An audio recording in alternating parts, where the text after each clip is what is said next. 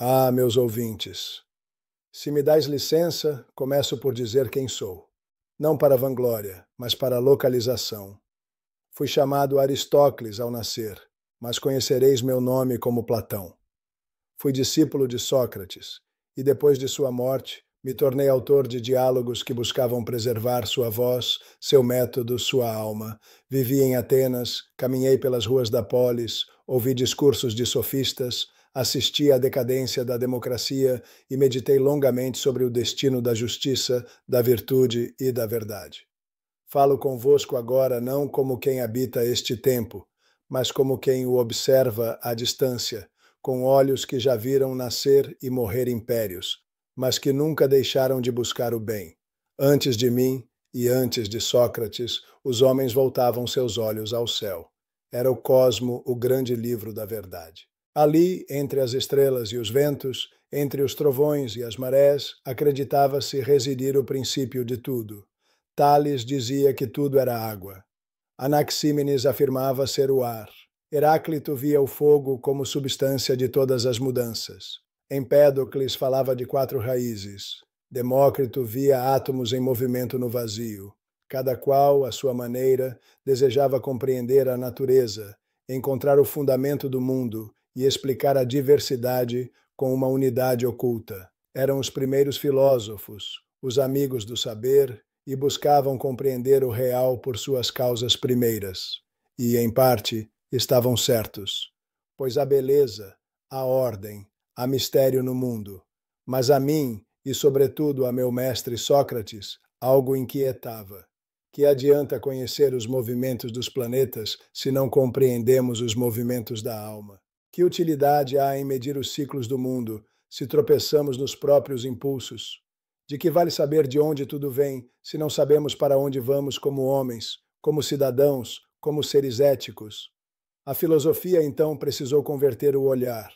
Sim, converter, palavra que indica mudança de direção. Em vez de olhar o céu, voltamo-nos para o homem. Mas não o homem idealizado ou abstrato. O homem real, aquele que sente, que deseja, que mente, que ama, que teme. O homem que sofre, que luta, que se contradiz. O homem que, perdido em si mesmo, busca um bem que não sabe nomear.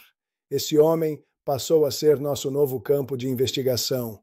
Assim nasceu a ética, não nas estrelas, mas no coração da polis. Não na estrutura da matéria, mas na estrutura do caráter. Não entre cometas e eclipses, mas entre perguntas como: o que é o bem? O que é a justiça? Como devo viver? Como posso tornar-me melhor? Sócrates, meu mestre, não escrevia tratados. Caminhava pelas ruas de Atenas, interrogava cidadãos, provocava os sábios, dialogava com jovens e velhos. Seu método era simples e profundo: perguntar, perguntar, ouvir, indagar de novo. Ele dizia saber apenas que nada sabia, e com isso já sabia mais do que todos os que se diziam sábios. Porque a sabedoria começa no reconhecimento da ignorância.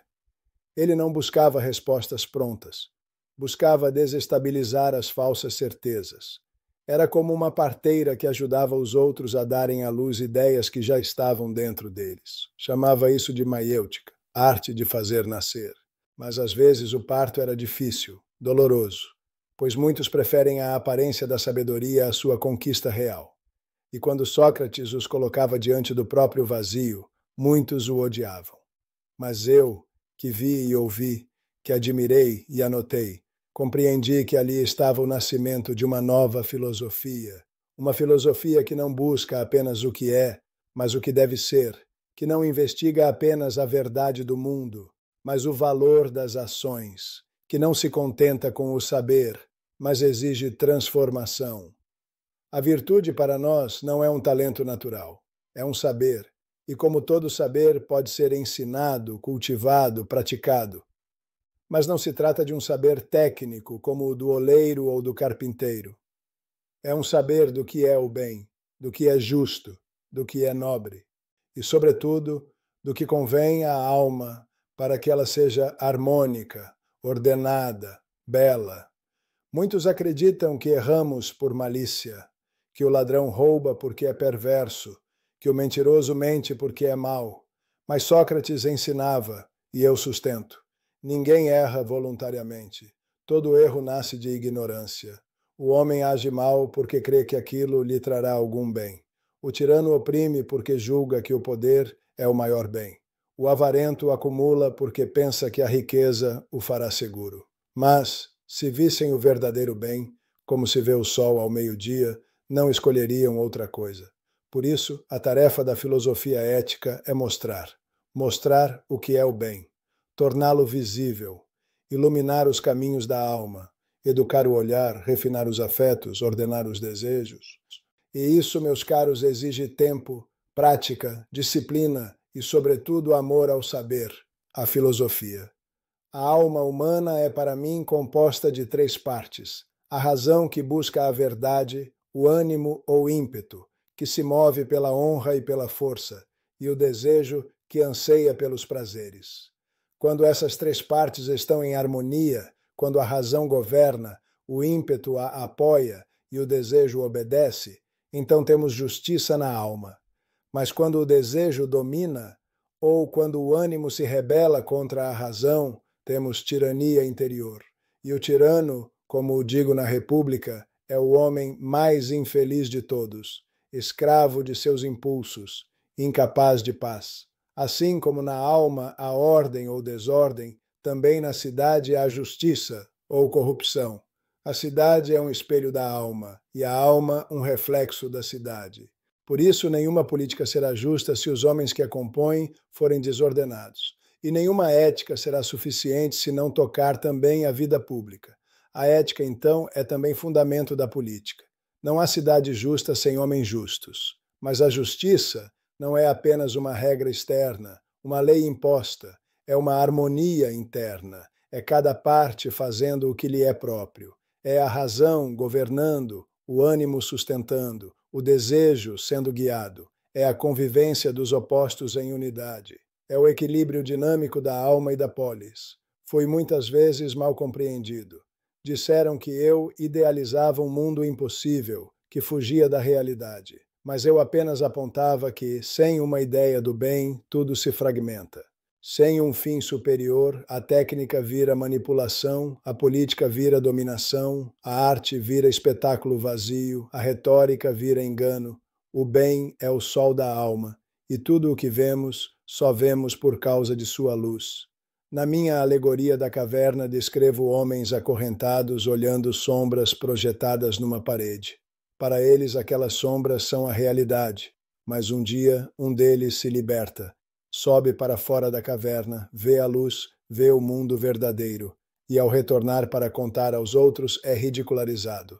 Eis o filósofo, aquele que ousa sair da ignorância, vê o bem e tenta partilhá-lo com quem ainda vive nas sombras. A ética, portanto, não é uma moral de costumes ou de regras impostas. É uma educação da alma para que ela deseje o que é verdadeiro e bom. É uma conversão do olhar, um desvio da aparência para a essência, da conveniência para a virtude. É um caminho de ascensão, e como todo caminho, é árduo, mas belo. E assim vos convido a essa jornada. Não esperem de mim manuais ou códigos. Ofereço-vos perguntas. Ofereço-vos o incômodo que antecede o despertar. Ofereço-vos o chamado para o cuidado de si. Pois, como dizia o próprio Sócrates, uma vida não examinada não merece ser vivida. Examinai, pois, a vossa. Perguntai a vós mesmos: que tipo de homem sou? Que desejo governa minha alma? Vivo para parecer ou para ser? Conheço o que é o bem, ou apenas o imito? Obedeço por medo ou por amor à justiça? Esta é a primeira lição da ética, olhar para dentro. E esse olhar é o início da liberdade. Na próxima lição, falarei mais diretamente sobre a ironia socrática, essa arte de desconstruir certezas com perguntas. E vos mostrarei como, antes de ensinar algo, é preciso desaprender muitas coisas. Se estiverdes dispostos, sigamos juntos.